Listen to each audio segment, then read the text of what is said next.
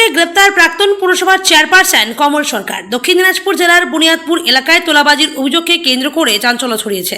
অভিযোগের ভিত্তিতে গ্রেপ্তার করা হয়েছে বুনিয়াদপুর পুরসভার প্রাক্তন চেয়ারপারসন তথা তৃণমূল জেলা কমিটির সদস্য কমল সরকারকে। স্থানীয় সূত্রে জানা গিয়েছে, জমি সংক্রান্ত একটি বিষয়কে কেন্দ্র করে প্রায় 14.5 লক্ষ টাকা নেওয়ার অভিযোগ ওঠে কমল সরকারের বিরুদ্ধে। এই ঘটনায় বুধবার বংশীহারি থানায় লিখিত অভিযোগ দায়ের করেন উপেন্দ্র সরকার। অভিযোগ পাওয়ার পরই তদন্তে নামে পুলিশ এবং পরবর্তীতে প্রাক্তন পৌর প্রশাসককে গ্রেপ্তার করা হয়।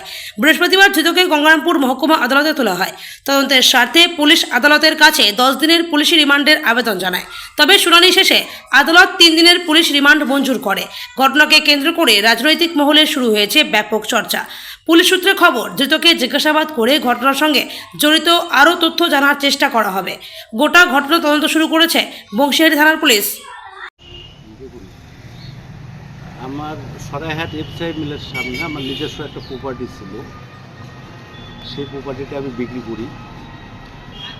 তখন এই কমল সরকার চেয়ারম্যান, তার কিছু পোষা গুন্ডা বাহিনী আছে। এদের কাজ কে কোথায় জায়গায় বিক্রি করলো, সেখান থেকে তুলতে এরা তোলে এরা প্রত্যেকটা জায়গায়, শুধু আমার ক্ষেত্রে না, এরকম অনেক, কিন্তু কেউ অভিযোগ করার সাহস দেখায় না। তখন আমি সেই ওরা আমার কাছে 25 লক্ষ টাকা দাবি করে। কি কারণে? আমি জায়গা বিক্রি করেছি, তোলা দিতে হবে 25 লক্ষ টাকা। তখন এরা আমাকে পানে মারার হুমকি দেয়। তো আমি দিতে অস্বীকার করি আর কি। তারপরে তো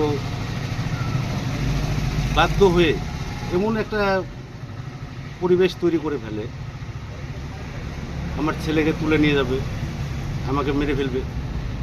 তখন প্রাণ ভয়ে আমি 14.5 লক্ষ টাকা এই মাফিয়াদের দিই এবং পরবর্তীতে কমল সরকার আরও 1 লক্ষ টাকা আমার কাছ থেকে নেয়।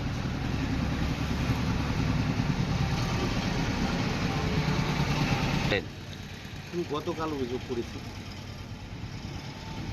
তো এই যে অভিযোগটা করলেন, হ্যাঁ, তৃণমূলের সরকার থাকাকালীন অভিযোগ নেয়নি। আমি গিয়েছিলাম 1বার 2বার না, একাধিকবার গিয়েছি।